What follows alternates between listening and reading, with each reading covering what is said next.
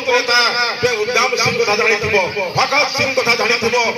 नेता सुभाष बोस कथा जानिथिबो जन्मदामर भारत भूमिर बहुत दूरे साथी बहुत दूरे बंगबंधु आज उद्दाम सिंह এই লন্ডন কারাপুরে সম্মুখে মোর ফাঁসি কাঠ শিখ সন্তান শুনাউছি মহি জন্ম মাটির জয় পাঠ এ মাটি দেই যেতেବେଳେ দিনে बाउंशबुणिया पंचायत रे गणतंत्र दिवस महा आडंबर रे पालित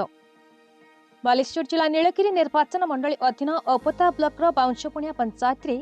गणतंत्र दिवस कमिटी तरफ 75तम साधारणतंत्र दिवस महा आडंबर रे भव्य आयोजन रे पालित होईछि। मुख्य अतिथि भाव रे जोग दैछन्ति औपता ब्लॉक रे गस्ती उन्नयन अधिकारी आदिकांत बेहेरा महोदय। अनुष्ठित एही सभारे पूर्वतन ब्लॉक चेयरमैन तथा कांग्रेस वरिष्ठ नेतृत्व रामचंद्र बेहेरा सभापतित्व करथिबा बेले विशिष्ट साहित्यिक शरद चंद्र महापात्र पंचायत सरपंच निरंजन पारिक वर्षन साम्यवादी नेता कैलाश चंद्र पंडा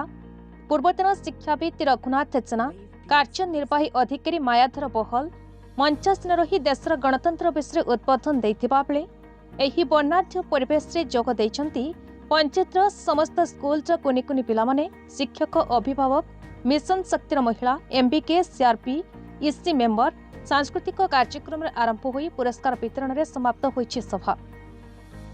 परिक्रमा रथ भ्रमण समय होइतिबा प्रतियोगिता रे कृतित्व अर्जन करितिबा पिलामानक सहित स्कूल मेधावी छात्र छात्री मानक मुख्य अतिथि करकमल पुरस्कार वितरण होईछि।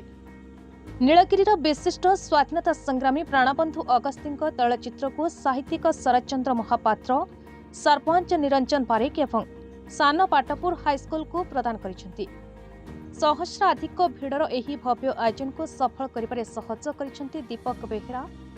ओरफ टिंकू बेहेरा पूर्वतन निर्वाही अधिकारी मनमथ महापात्र दीपक रंजन नायक हरेकृष्ण पंडित बसंत प्रधान हाड़ेबंधु तली मुक्तिकांत पात्र राम भाई और अन्य माने। तेबे आसंतु थरे नजर देबा मिलिथिबा उद्बोधन और वर्णाढ्य परिवेश उपरे 1947 मसीहा अगस्ट 14 मध्यरात्रि दिन भारतर लाल किला पर विजय बजंती फटफट डाकी उठिला देशर प्रधानमंत्री हेले जनपूज्य नेता पंडित जवाहरलाल नेहरू बुझिल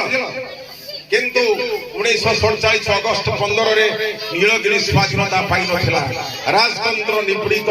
जनतार भाग्य अंधकार टीवीर भितर पड़ी रहितिला 1947 मसीहा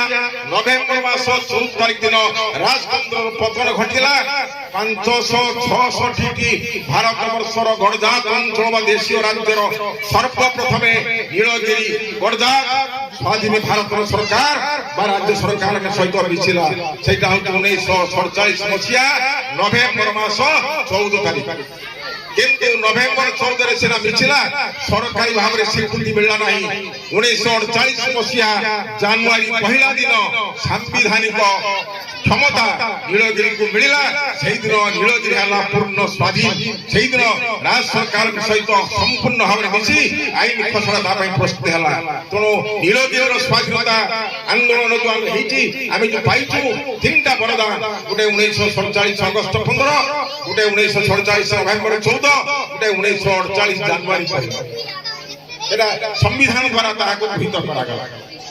जातिर स्वप्न अधूरा रहिबो जे जाति स्वप्न देखेला से जातिर पुरुषार्थ केबे कोन लेउटाय नाही पिला माने प्राण तुमर दातत्व